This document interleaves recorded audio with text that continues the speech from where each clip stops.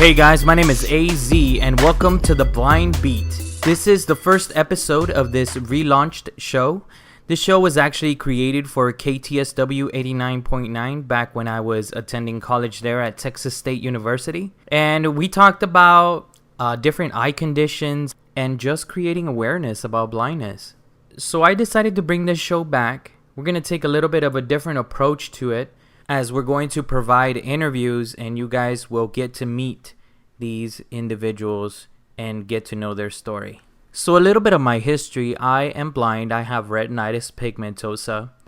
And throughout my life, I've encountered individuals that have motivated me and their stories have inspired me.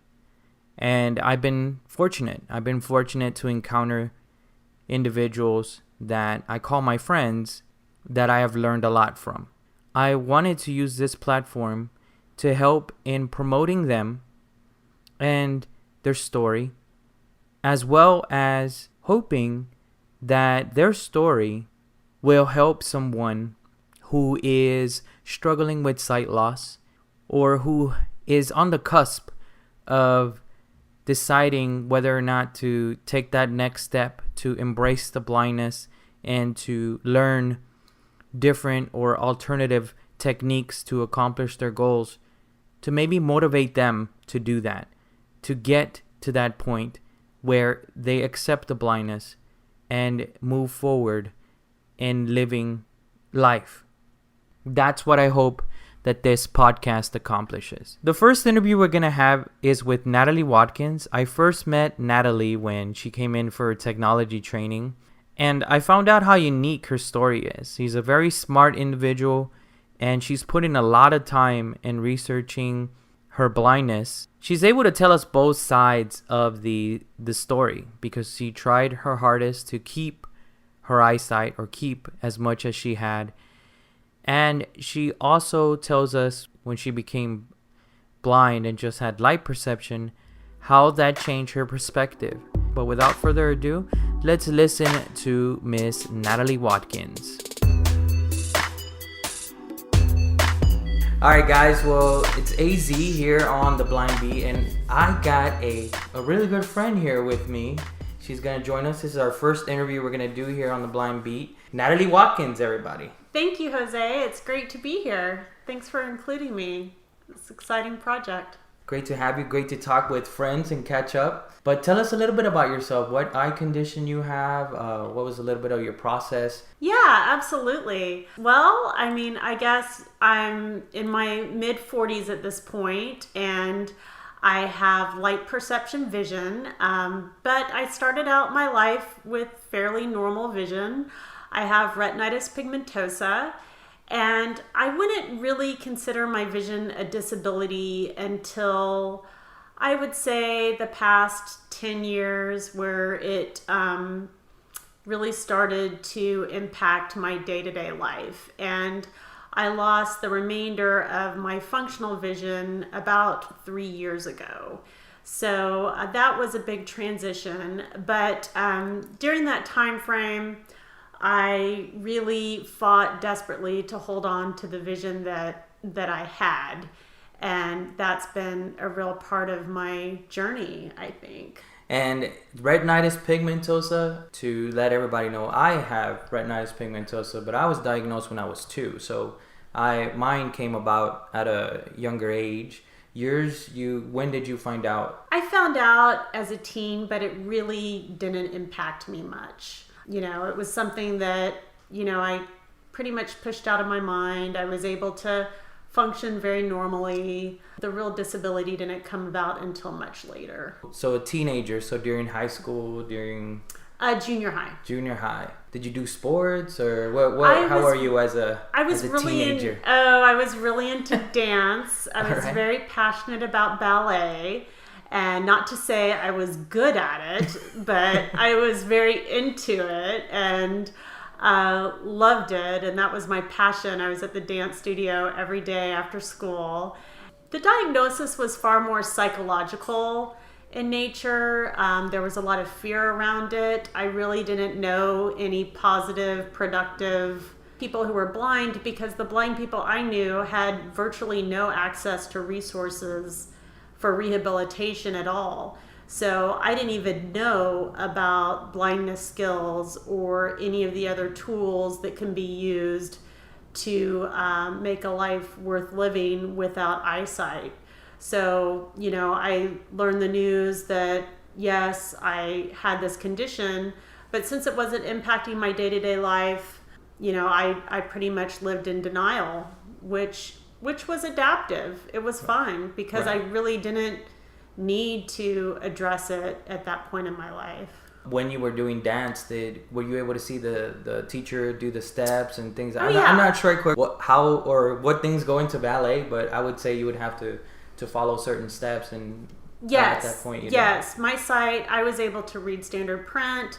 When I was a teen, I was able to drive a car. Right. I was able to do everything I needed to do. That's just the nature of retinitis pigmentosa, that it will be present, but it will affect everybody differently. And that's definitely what I always try to tell individuals who come by and visit with us there at the Lighthouse, to say, like, just because somebody says they're blind or just because somebody has an eye condition doesn't mean that it's just going to be one certain way that you will approach that situation. So because everybody's different, and especially with retinitis pigmentosa, things are happening differently. I think the process with RP is slow, that it allows you to adapt. Don't you think? Like, as things are changing with your eyesight, you are adapting with it. Absolutely, to a certain point. Absolutely. Because the brain fills in where the eyes leave off. And you can definitely feel like you see more than you do. It's perception and vision are so intertwined. And it's difficult for sighted people to understand. But yeah, I was fully functional, and I didn't consider myself disabled at all until my vision was quite limited. When did that happen? Not until, I would say, about 10 years ago, when my central vision became impacted. It became more difficult for me to read standard print, and those types of functional vision losses started to take place. And as you were talking at the beginning about that, you started trying to do some things to try and hold on to what you had. What were those things? Oh, yes. Well, I started wanting to learn more about why there was not more medical interventions for RP. I really wanted to understand the science behind it.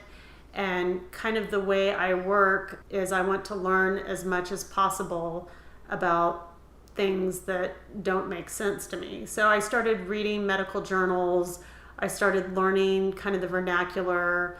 I wanted to know more about the scientific community, why there wasn't more progress, and learn more about why those systems were broken. And as I learned more about relatively rare diseases, those reasons became more clear to me, and I became more disillusioned with mainstream medicine and waiting for a mainstream cure. So I started looking at a lot of alternative therapies. So I traveled back and forth for a year and a half to Canada to meet with a traditional Chinese medical practitioner who specialized in treating retinitis pigmentosa with herbs and acupuncture. I always got temporary results. I had results. Really? Mm-hmm.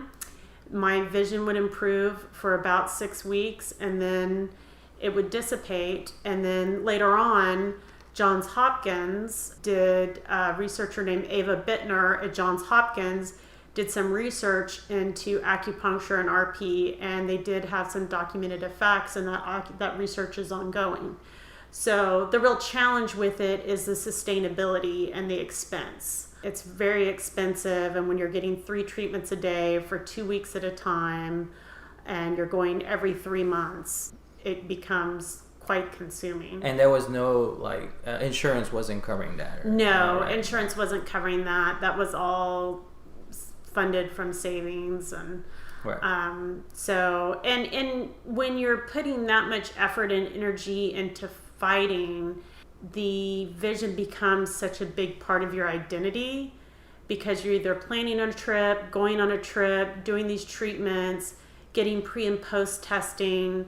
I mean, your identity becomes that of an RP patient, and it's really easy to start missing out on the beauty of every day when you're totally preoccupied with fighting for your vision. And it can also make you very self-absorbed. You don't think about that, that would happen, but... Right. Because you're thinking about, ooh, my eyesight, my gains, my losses, my. That can just be a real slippery slope. So I did the acupuncture. I went to Mexico and had a stem cell implant. That was very risky. Oh, wow. Nothing that I would ever recommend anybody do. But I was desperate. And I had shots in the eyeball for a condition called CME, steroid shots in the eye. I did those once a week. That sounds painful. It was very painful. I experimented with different off-label uses of different pharmaceuticals that had been highlighted in research studies, like the old calcium channel blocker studies, the off-label use of a drug called acetazolamide. So some drugs that had the potential to be very harmful. And I would just go to my doctor and say, this is what I'm doing. You can either help me or not. And they said, I don't approve of what you're doing. Right. You're taking risk with your own health, but I will monitor you in case something goes wrong. I tried anything that I could find a research abstract on where there was like a shred of hope. I would try to replicate it at home. And the problem is there's a lot of dishonest research out there. You don't think about that. There's a lot of dishonest research. The majority of research cannot be replicated. So say Jose does a study, and then I read Jose's study and I try to replicate it to get the same results Jose gets. The majority of the time, those results can't be replicated. Yeah. So that implies that people are not telling the truth. I would never again put myself in a position where I was doing something experimental that's not FDA approved. Because at least in the context of an FDA approved clinical trial, there are some checks and balances in terms of protecting the rights of patients and those kind of issues. So I put myself, some things were relatively low risk, like acupuncture, but like in the case of the stem cell implant, that was very risky. Were you scared at all? No, because I considered blindness to be on par with death. That was my perception of what it would be like to be blind. I thought that if I do one of these things and I die, then that is the same as going blind. Those were my feelings, that my quality of life was going to be so impacted by blindness that I was not going to get any joy in living anymore, and that my loved ones would be better off without me, and they could all move on and not have this burdensome person in their life. That's where my mind was. Did you know blind people already by then? The blind people I knew were family members, and I don't fault them for their lives because they were in really difficult positions. They lived in poverty. They lived in a state with virtually no services. They had no real resources. So they would get up in the morning and drink all day and go to sleep. Yeah. And that's what I saw. Yeah. That to me was like, okay, they lost their vision. They don't have any interests, any jobs, any livelihood. When you lost your sight, when you started to deal with the sight loss, were you married by then, or did you have kids? I was married, had a family, and I really felt like I would be less of a mother if I couldn't see. And now, having lost my vision, I realize that that's simply not the case. That your loved ones want is your time and your energy and your attention. You're blind, but you can still do so much. And I see my sighted friends in some ways at a bit of a disadvantage because they are so overextended and distracted. Whereas focus. Right. So I believe there's a quality of attention that comes with blindness where you're truly focused on the people in front of you because you're not looking at social media while someone's talking to you and listening to the pot boiling over with the pasta and trying to catch the news when your kid comes in the room. I mean, when my kids are in front of me, I'm 100% present to them. Right. When my husband comes home from work, I'm 100% present to him and listening to about their day. And I was at the My Heart Is Not Blind exhibit, and one of the... Because you're actually on that exhibit, correct? Yes. But I was listening, and I believe it was Mario, who works at the Rape Crisis Center, was interviewed by Michael Nye, and he quoted Carl Jung. He talked about how Carl Jung stated that people will pay huge amounts of money to be listened to. And you look at, our society where everybody's going to therapists and life coaches wow. Or people go see their priest for confession. Did not think of that. Wow. And that's a gift that we can give people every day, with every passing moment of our life, is to just be present and listen. I've seen in my own life what a gift that is to others. My understanding of the world when I was sighted and was desperately fighting to hold on to what I had was very limited, and I was very blind to a lot of truth. And that's what I was blind to. Most dramatically, I think, was the truth about human worth and what makes a person worthwhile. Wow. And after the trials, and because you kept trying them, that went on for a few years, or you were able to get them back with some for about 6 weeks, and then it would go back, right, to how it was, or was it worse? It would be about where it was. That was with the acupuncture. Right. That was definitely, I didn't take stock of how, I realized that I was investing a lot of time and a lot of money and a lot of energy. But what I didn't accurately assess was the psychological cost of getting your hopes up again and again and again and being constantly disappointed. Yeah, that one. And over time, the toll that takes on one's mental health. Yeah. That is what I didn't accurately estimate. So with RP, the process is you have some vision, you're slowly losing that vision, and then you end up with potentially just light perception, or, it really depends where you might end up. And when you lost that vision that you were trying to so hard to keep, what did you go from there? When I finally lost my central vision, I felt a sense of relief, which is so counterintuitive. I thought I was going to be beyond consolation, and instead I felt relieved. Like, I can relax into this experience now and quit fighting. Right. And it just seemed like the world was very kind to me during that period of time. Like, I would go out to eat, and the owner of the restaurant would, comp my meal. Like, all these really incredibly, small gestures, but things that were incredibly kind started happening. I don't know. It wasn't nearly the trauma I thought it would be. And it comes with a lot of challenges, but I've been really fortunate to have a lot of support.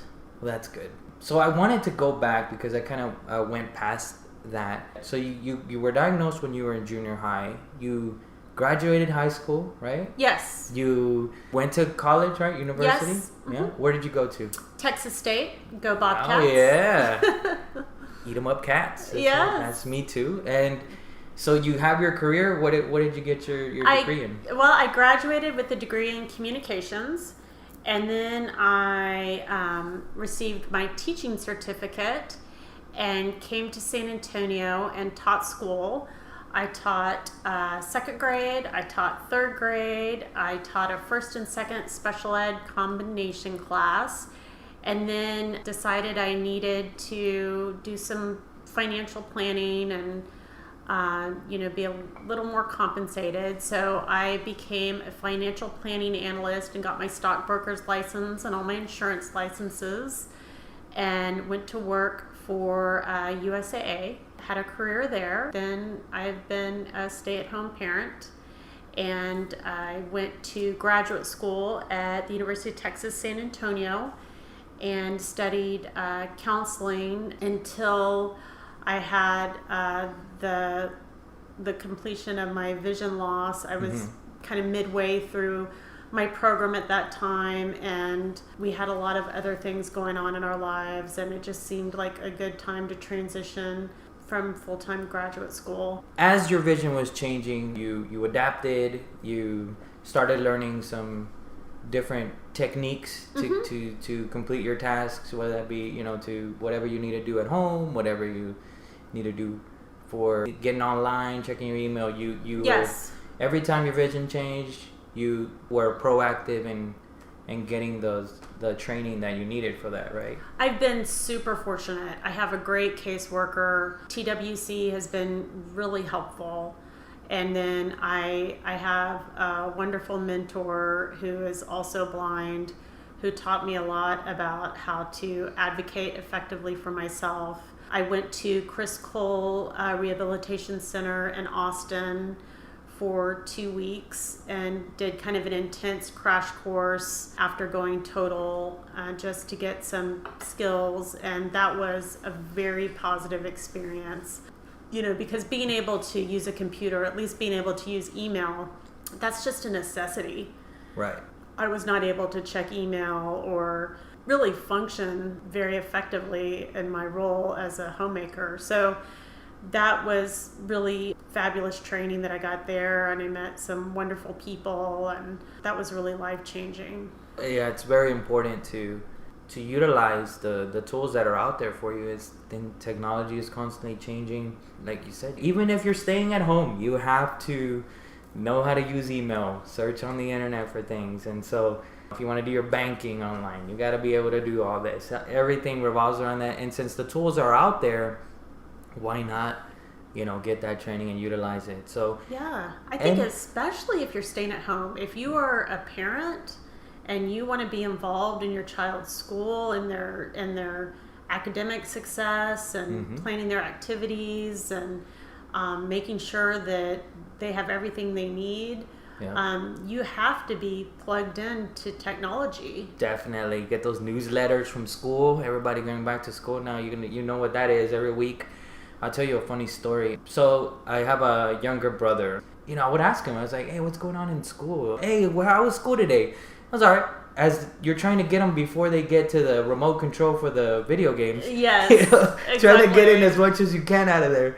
And yeah, all right, yeah, this and that. And, real short and everything. And one day I came in, I said, hey, have you been studying for your STAR test, or you got these tests coming up? And then he just stops and he goes, how do you know about that? Exactly. You got to be on top of it. I got the emails from the school, I got the if I needed to speak to his teachers, I was the point of contact. So if I needed to email them, and they would email me, and so you have to stay on top of it, because they won't tell you, or they'll forget by the time they get home. Not that they'll try to mislead you in any way, but they got a bunch of stuff going on in their mind, and you just got to help them out a little bit. So, exactly. But that was so funny though. He's like, oh no. Yeah. How do you know about that? Anything that you could tell a potential listener who's struggling with vision problems, anything you could tell them to, your experience that you can help them move on to that next step? Yeah, I would just say that it is possible to thrive when you're blind. You can have a rewarding life, because at its core, what makes life rewarding is relationship. and connection to others. And there's nothing about being blind can be isolating because it's harder to partake in the activities that people are connecting in, but really people just want to be listened to. And if you can really hone your skills as a listener and be supportive and encouraging of others, your company will be sought out. People will want to be around you. And yes, they're going to be a little uneasy around you initially because of your blindness, but once you get through that, there's no reason why you can't have a wide circle of friends. And I think ultimately that's what makes life worthwhile, are the people that you love and that love you. And there's no reason that that has to suffer because you're blind. Also, I do think there is hope in science. I think it is very important to not put all of your hope there at the cost of getting good rehabilitation services. But I think if you're doing a good job proactively preparing for the way things are currently, that is great. Do your best to get the rehabilitation skills and the blindness skills to make you as independent as possible, because that will be easier on your relationships. Especially if you have a significant other, the more you can do on your own and the less you rely on them, I think the healthier it is, because it keeps it more of a symbiotic couples partnership versus a caregiving relationship. And so the more of those things that you can learn to do, and also finding multiple sources of support, so you're not always relying on just one person, because that can be burdensome if you're relying on just one person for all of the things that you need help with. So develop a system of people and realize that you're going through a lot of grief maybe and feeling a huge sense of loss, but that is for right now. It is right now. So when you say to yourself, if it's a negative emotion, like, oh, I'm really feeling depressed or down about this latest decrease in my sight, just tack on the words right now to that, because it's not forever. You will adjust. You will accept it. You will adjust. You will find value and hope and renewal and new goals. And there's nothing to say you can't have a rewarding life without your eyesight. Don't buy into that. That is a lie. Right. Well, thank you. And I think you're right. It's always finding that delicate balance between science and you wanting to get your vision back, and then also coming to terms as to where you're at and how you can better that particular situation. But I think that advice is right on point. One of the things that, in talking to you and, what I always enjoy is I always take something, I always learn something from you. Well, you want to hear one of my plans? What's that? My secret plan. Your secret plan? All right. You Yes. want to share it with us? An exclusive. Exclusive secret plan. So my children are teens, and we're very much in the process of focusing on them as they launch into young adulthood and stuff.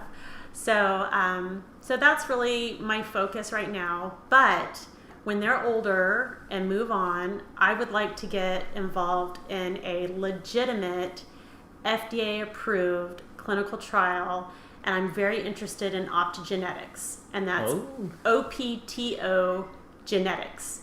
So if your listeners want to Google that and learn more about it, probably will come to fruition maybe 10 to 20 years down the road.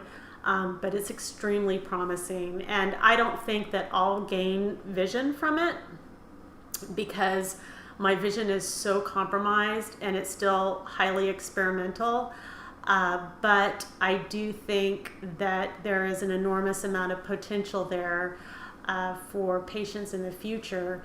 And it does take the people who have lost their vision and don't have, much to lose except for their time and energy, by being in these trials, to pave the way for later generations of people to not have the same struggles and challenges we've had. So yeah, so that's one of the things I want to do when I grow up is participate in one of those trials. And the other thing I want to do when I grow up is get my MFA in creative writing because I love poetry. So yeah, those are my two. Well, there you go. 5 to 10 year goals. Someday. You always gotta have those goals, right? Yeah. Always gotta stay in the outlook of what's up next. What's coming up next? Yeah, I'll be 50 by then, but I still have stuff that I want to do. So don't put me in the rocking chair yet. It's just a number. What did Mark Twain said? Age is mind over matter. If you don't mind, it doesn't matter. So I think he was right.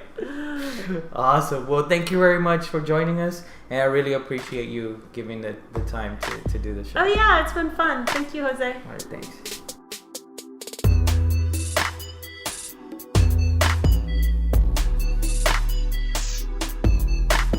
That was Natalie Watkins, and I hope you guys enjoyed her story. Follow us on Twitter at The Blind Beat, and also share and comment on the page here on YouTube. My name is AZ, and we'll be back with another story very soon.